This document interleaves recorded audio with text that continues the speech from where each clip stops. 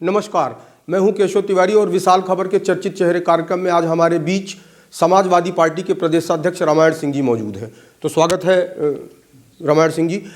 2023 में विधानसभा चुनाव है, उस हिसाब से समाजवादी पार्टी की प्रदेश के अंदर क्या तैयारियां हैं?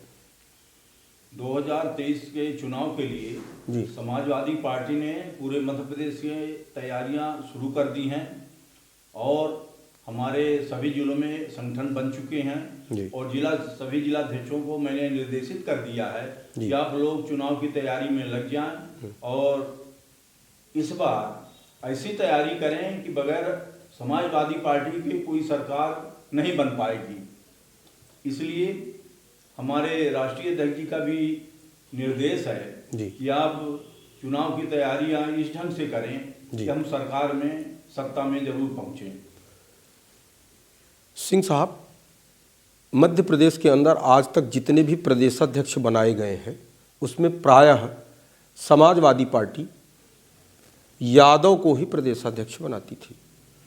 पहली बार ऐसा लग रहा है कि यादव समाज से हट के किसी को प्रदेशाध्यक्ष बनाया गया है। तो ऐसी क्या खासियत थी आपके अंदर जिसके चलते आपको अखिलेश यादव ने चुना? हमारे माननीय अखिलेश यादव जी का जो सोच है जी, वो यादववादी सोच नहीं है जी। उदाहरण के तौर में उत्तर प्रदेश में भी परम सम्माननीय नरेश उत्तम पटेल जी प्रदेश अध्यक्ष हैं जी। और उसी तर्ज पर उनने हमको यहाँ प्रदेश अध्यक्ष नियुक्त किया है। इससे तो ये हम कह सकते हैं कि उनकी कोई जातिवादी छवि नहीं है। ऐसा तो नहीं कि वो ये मानते हैं कि समाजवादी पार्टी यादवों की पार्टी है और पटेल समाज के व्यक्ति को अगर हम अध्यक्ष बना देते हैं तो यादव और पटेल दोनों मिलकर हमें वोट देंगे? जो हमारी राष्ट्रीय अध्यक्ष से चर्चा होती है और चर्चा हो चुकी है उस संबंध में हमारे राष्ट्रीय अध्यक्ष जी का ये निर्देश है कि आप ज़्यादा से ज़्यादा अल्पसंख्यक पिछड़ों को इनको जोड़िए और पिछड़ी ताकत ही हमारी पार्टी में जुड़ेगी और उनको जोड़ने के बाद ही हम सत्ता में वापसी करेंगे। अच्छा, एक चीज़ ये बताइए, हम जब भी देखते हैं तो समाजवादी पार्टी के लोग जहाँ भी दिखते हैं तो ये लाल टोपी लगाते हैं। ये लाल ही टोपी क्यों लगाते हैं? लाल टोपी सबसे बड़ा संघर्ष का निशान है। खतरे का निशान है कि संघर्ष का? संघर्ष का। अच्छा, तो इससे माने ये सिद्ध हो जाता है कि समाजवादी पार्टी जो है वो संघर्ष करने वाली हो, गरीबों को, मजदूरों को, बेसहारा लोगों को और समाज के अंतिम छोर तक के व्यक्ति को जो मदद करती है वो समाजवादी पार्टी। आपने देखा होगा अगर रेल में जब ट्रेन में जब गार्ड या स्टेशन मास्टर जो होते हैं वो दो झंडी लिए रहते हैं, एक हरी एक लाल। तो लाल जब झंडी दिखा देते हैं तो गाड़ी रुक जाती है। तो संघर्ष की निशानी कैसे हुई? माने लाल तो ये हुआ कि माने अब अगर लाल झंडी दिख गई तो सारी चीजें रुक। स्पष्ट हो जाता है जब हम संघर्ष के लिए तैयार हैं। लाल टोपी का मतलब ऐसा क्रांति का प्रतीक है। अच्छा, क्या समाजवादी पार्टी प्रदेश में किसी दूसरी पार्टी से भी समझौता करके चुनाव लड़ेगी या सारी सीटों पे अपने प्रत्याशी खड़ा करेगी? अभी 11 तारीख को हमारी राष्ट्रीय अध्यक्ष जी से एक चर्चा हुई तो चर्चा के दौरान अभी कोई बात ऐसी नहीं निकली है। उन्होंने हमको निर्देशित किया है कि आप अच्छी ढंग से तैयारी करें और मध्य प्रदेश में संगठन को मजबूत कर लें ताकि आप सत्ता में पहुंच सकें। प्रदेश में समाजवादी पार्टी का न संगठन मजबूत है और न कोई प्रभावशाली चेहरे हैं।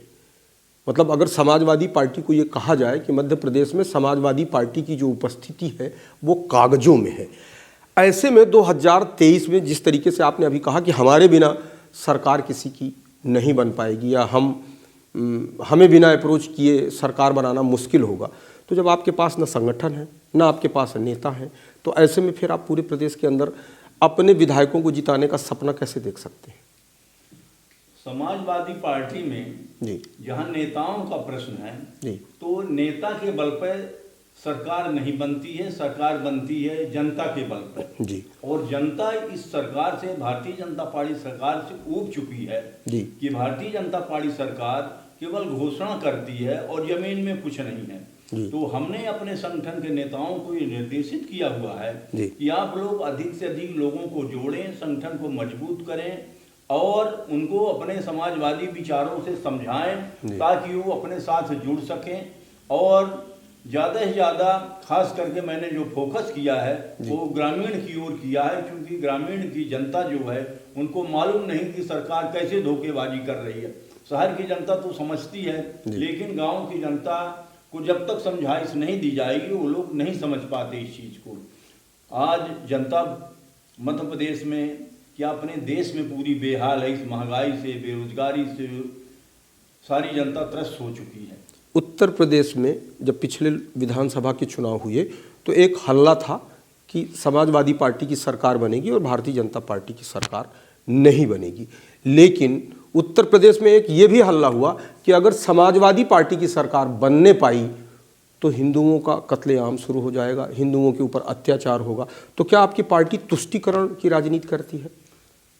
सबसे पहले तो मैं ये कहना चाहता हूँ, ये तो भारतीय जनता पार्टी की नीतियाँ हैं कि मंदिर मस्जिद हिंदू मुस्लिम ये चाहते हैं कि जो हमारे प्रमुख मुद्दे हैं ये सब जनता इससे भटक जाए और इन मुद्दों की ओर ध्यान दें। माननीय हमारे प्रधानमंत्री जी भी मुद्दे की कभी बात ही नहीं करते, जनता की कभी बात नहीं करते, सिर्फ इधर उधर की बात करते हैं, विकास की कभी नहीं बात करते। इसी प्रकार हमारे माननीय मुख्यमंत्री जी का हाल है कि कभी भी विकास की नहीं बात करते, ना कोई जमीन में विकास हो रहा है। समाजवादी पार्टी तो गरीबों को लेकर चलती है, बेसहारा लोगों की लेकर चलती है और उनकी मदद करती है। तो समाजवादी पार्टी के ऊपर जो ये आरोप लगता है ये सब बिल्कुल निराधार है। प्रदेश के अंदर समाजवादी पार्टी असंतुष्टों पे नज़र रखती है। जैसे कांग्रेस का कोई प्रभावी नेता है या भाजपा का कोई प्रभावी नेता है, जब उसको टिकट नहीं मिलती तो वो उसको बुलाती है और फिर टिकट बेच देती है कि भैया तुमको हम टिकट दे रहे हैं तो तुमको कम से कम एक चुनाव चिन्ह तो तुमको एक मिल जाएगा कि साइकिल बताने के लिए हो जाएगा। तो टिकट बेचने के आरोप समाजवादी पार्टी के ऊपर लगते रहे हैं, कहाँ तक सहमत हैं आप इससे? आरोप तो किसी के ऊपर भी लगाया जा सकता है, लेकिन ये आरोप बिल्कुल निराधार है। अभी वर्तमान परिस्थितियों में हमारे राष्ट्रीय अध्यक्ष जी ने एक निर्देशित किया है कि आप अतिशीघ्र अपने विधानसभा की सीटें चिन्हित करें। तो मैंने अभी 57 सीटें चिन्हित करके और राष्ट्रीय अध्यक्ष जी को हमने रिपोर्ट 11 तारीख को सौंप दिया है। उन 57 में हमको 50 सीटें 2-3 महीने के बाद हमको घोषित कराना है, पूरी तैयारी के साथ। मतलब एक ग्रेड की हमने सीटें छांट लिया है, चिन्हित कर लिया और उन सीटों में ही हम पहले अभी घोषणा कराएंगे। इसके बाद दूसरी लिस्ट जब हम 50 की फिर तैयार करेंगे। तो ऐसे कोई चांस हमारे इसमें नहीं है कि यानी बाहर की पार्टियों को हम टिकट देंगे, बाहर के लोगों को लाके टिकट देंगे या कि कोई पैरासूट लोग आ जाएंगे। वो सिस्टम अब नहीं चलने वाला। ऐसा सिस्टम हम मेंटेन कर रहे हैं कि वो स्थिति नहीं आएगी। हम 50-50 सीट फाइनल करते जाएंगे पहले से। मध्य प्रदेश के अंदर जब नगरीय निकाय चुनाव हुए तो उसमें समाजवादी पार्टी का कहीं कोई अस्तित्व देखने में नज़र नहीं आया। उससे ज़्यादा आप पार्टी की चर्चा रही। इवन मध्य प्रदेश के अंदर सिंगरौली सीट से आप पार्टी महापौर बनाने में सफल रही। प्रदेश के अंदर जब कोई असंतुष्ट नेता या कोई प्रभावी नेता टिकट मांगेगा तो उसकी जो पहली प्रायोरिटी होगी वो आपकी तरफ होगी, माने वो आप पार्टी की चर्चा मध्य प्रदेश के अंदर समाजवादी पार्टी से ज़्यादा है। कहाँ तक सहमत हैं आप इस बात से? अभी जून से हमने कार्यभार संभाला प्रदेश अध्यक्ष का जी, और हमारे नियुक्ति के 2 दिन बाद ही स्थानीय निकायों के चुनाव की घोषणा हुई जी। मैं उसमें ताबड़तोड़ दौड़ धूप करके जी, और इमीडिएट अपने साइकिल चुनाव चिन्ह के लिए हमने चुनाव आयोग में कार्यवाही किया जी, और राष्ट्रीय अध्यक्ष जी से अपने सिग्नेचर वेरीफाइड करा के हमने जमा कर दिया जी, और सारी तैयारी किया। और मैंने 33 जिलों में स्थानीय निकायों के चुनाव में हमने कैंडिडेट उतारा।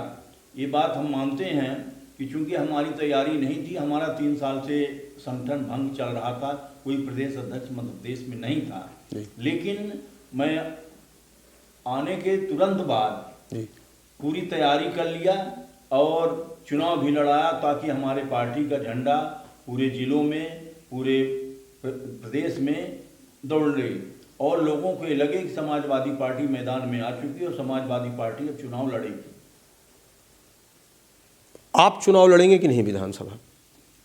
मैं तो राष्ट्रीय अध्यक्ष जी से कह चुका हूँ जी। कि मैं संगठन का काम करूँगा, मैं चुनाव नहीं लड़ूंगा, मैं चुनाव लड़ाऊंगा, क्योंकि मुझे इस बार जी। सत्ता में भागीदारी होना है।